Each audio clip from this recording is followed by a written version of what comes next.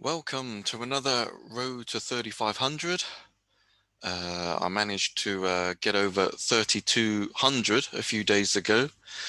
Okay, so making some progress. Let's get on with this puzzle. Right, this looks tough. Okay, so black to move here. Okay, so black is rook for knight down. How many pawns does he have? He's got 5, whereas white has 7. 7 versus 5, okay. I'm assuming he's hoping to, the white king is hoping to escape somehow. Right, okay, so white's idea is to keep all the pawns, exchange everything, maybe exchange rook for knight, because he's got plenty of pawns in hand. Okay, right, so when I first see this, okay, so first see this, I would think about knight e5. Okay, so knight e5, king takes that pawn, and that's quite an interesting pawn. And what I mean by that is that it's kind of preventing white from escaping to g5. So I'm wondering whether that's a critical point, critical pawn and point that I've made. So knight e5, okay, king takes, and then knight f7, preventing the king from scurrying away to g5, king g6. And then if I play rook d6 and rook d8, d6 check, the king just escapes by taking that pawn, so I can't lose that pawn. So with knight e5, I'm losing the pawn on h6. And if I play, what did I look at? Knight e8, king, knight e5, king h6, knight f7, king g6, and then I'm losing the f5 pawn.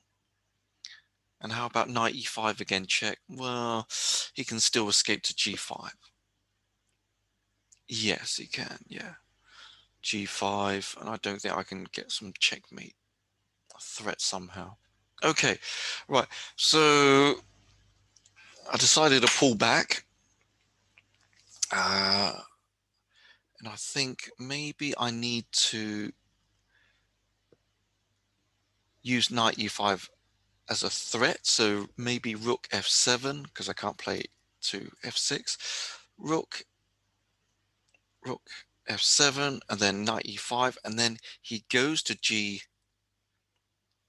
then he goes to h6, and then rook g7, and then knight e5 to f7, checkmate, because that pawn on h5 is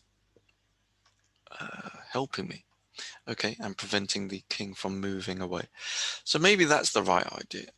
So if I play rook f7 and he plays rook d1, knight e5 has to take that pawn. And then after rook,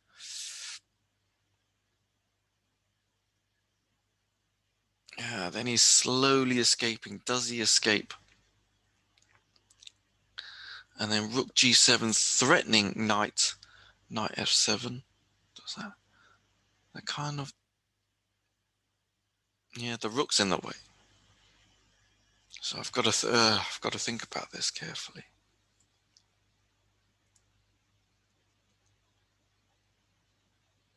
Okay, I could kind of win the exchange somehow with rook f7, rook d1,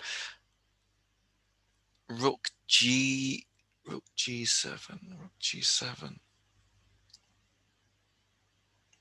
Okay, if the knight can't go to f7, can it go to g4? g4 checkmate. Okay, so that's one possibility for the knight to go. It doesn't have to go to f7, it could go to g4. Okay, so rook f7, rook d1, knight e5 check, king h6, rook Rook to g7. Rook to g7. Rook d8. Check. King f7. Now, I'd love to play knight g4 checkmate, but he does have rook d7. So if he plays rook d7, then I'll take it with the knight. Okay, and if I think I think that's about it. I think that's the best I can do.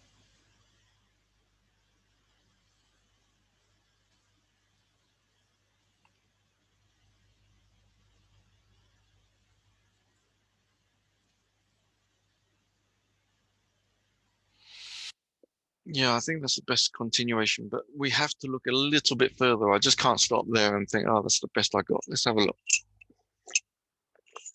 Rook f7, rook d1, rook knight e5, check, king h6, rook g7, rook d8, king f7, rook d7, knight takes d7, rook f1, rook f1, threatening rook takes f5, and then after knight f6, rook takes f5, and then is there a continuation? Because I've got to defend the rook on g7 as well as the knight on f6. Is that possible? Ah, right. Okay, so there's knight f6, and then rook takes f5. It looks pinned. Rook h7 check. King g5. Rook takes h5 check. So I've got a knight, and then king goes there to f4. Yeah, can't go to g4 because of the knight on f6. Right, and then takes, and what have I left? What am I left with? How many pawns? I've got 3 pawns, 2. Well, he might actually have 3 pawns for the knight. 3 pawns for the knight in that variation. Oh, no, yes. Yes, I managed to take the pawn on h5, so it's definitely 3. The pawn's on g3, right, okay. But if I took that, do I have to exchange the rook? Not necessarily, no, it might still be okay. I might even play something like, because he's threatening g4. Hard to say. Yeah, maybe I have to takes, and it doesn't really look that great.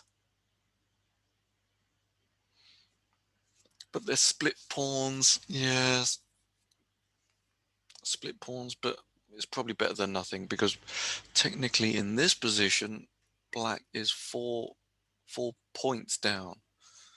Am I right? 4 points down, 2 pawns, and the exchange, and he's losing a third one, so that's technically 5. So I went from 5 to 0. A knight versus 3 pawns. Okay, so maybe that's the best. Maybe that's the best shot that I have. Okay, so here goes. Rook f7. If king h6, king g7. So the king is trapped. Then knight e5. Okay, rook d1, knight e5. Okay, same thing. Same thing occurs. Okay.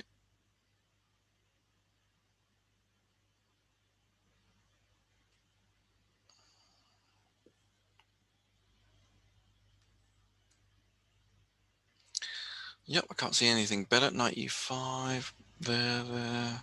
King kind of escapes. Knight e5. King h6, knight g4, check, king g5. Kind of escapes there, really.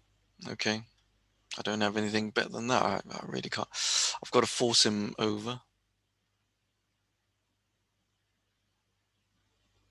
No, I've got to play this first. Whoops.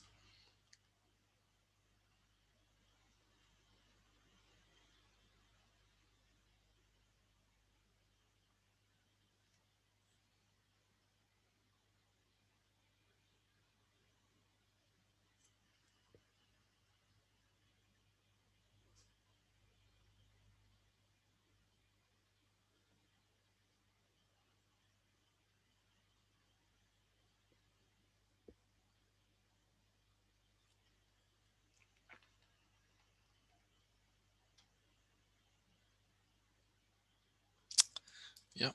Let's do it. Oh no. Really? At least I didn't lose any points, but what was it? Was it really this? No, it's not even that. It wasn't even that. Okay, so I didn't look at anything else. What was it? Huh?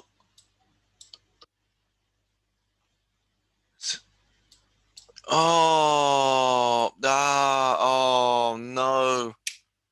Oh, I'm terrible at puzzles. Oh, okay.